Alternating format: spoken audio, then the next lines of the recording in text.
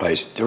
In order to solve the absolutely disastrous housing situation we are in and the human misery that is wrecking on the lives of 13,500 people who are homeless and hundreds of thousands of young people and working people who are absolutely locked out of the possibility of ever owning their own home and increasingly are leaving the country because of that or because they can't even find a rental property, you need to understand, how did we get to this situation?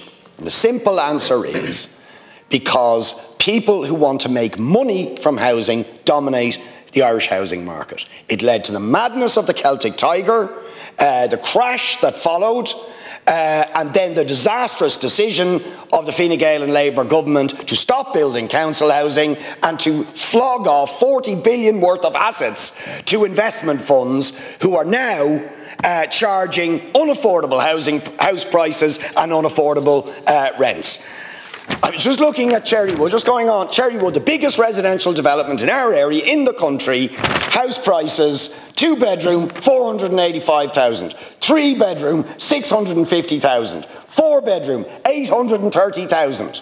10, 11 and 12 times the average income of the ordinary worker. Or this was brought to my attention, again in my area, in the last week. At 4:20 p.m, this rental property, a 1-bedroom rental property, 2,150. At 5:20 p.m, they took it down, put it back up again. The same property had now gone up to had gone up by €500 in 1 hour. In 1 hour, because they knew there was such demand, they could charge what they liked. So if housing and its provision, the cost of rent, the cost of housing is dictated by people who are trying to make a profit, we cannot solve the housing crisis. Surely we should know that after the last 20 years of utter disaster. So in short, the state has to intervene. We have to break the link with the market and those who make profits, and the state has to provide affordable housing, affordable rental, affordable purchase housing. We have to subsidise housing, in other words. And there are a whole number of things that need to be done on that front. We need rent controls that set rents at affordable levels. This is done elsewhere in Europe, but we refuse to do it here. And the consequence are rents that are simply off the Richter scale. The state has to build housing itself, and it has to have the capacity to build that housing. Even the people who are profiteering from the housing crisis are now saying this. I mentioned Goodbody stockbrokers saying it a week or two ago. The latest, and it's so ironic, Michael Stanley from Cairn Homes, whose company made 667 million in revenue from housing, from these unaffordable houses, is now saying that we are destroying our economy because of our housing shortage and the unaffordability of housing. This guy is profiteering from it, and he's saying they simply cannot provide the affordable housing.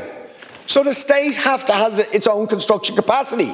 And when the government says, as the Taoiseach said to me the other day, but we have the LDA. The LDA is not building, it doesn't have its own construction capacity. It's sourcing it off private developers.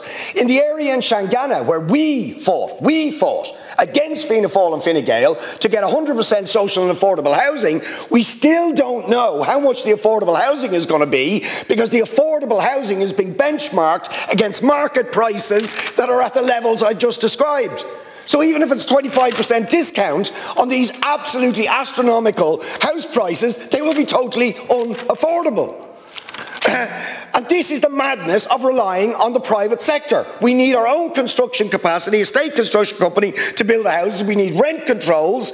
We need a no-fault eviction ban permanently, not just as an emergency measure. And we need to dramatically ramp up the amount of social and affordable housing. And in the short term, we should be buying not 10 or even 20% of new developments for social and affordable housing. We should be buying at least 50% until we ramp up the construction levels to a degree that the state can fill the gap left by market failure. Thank you, Deputy.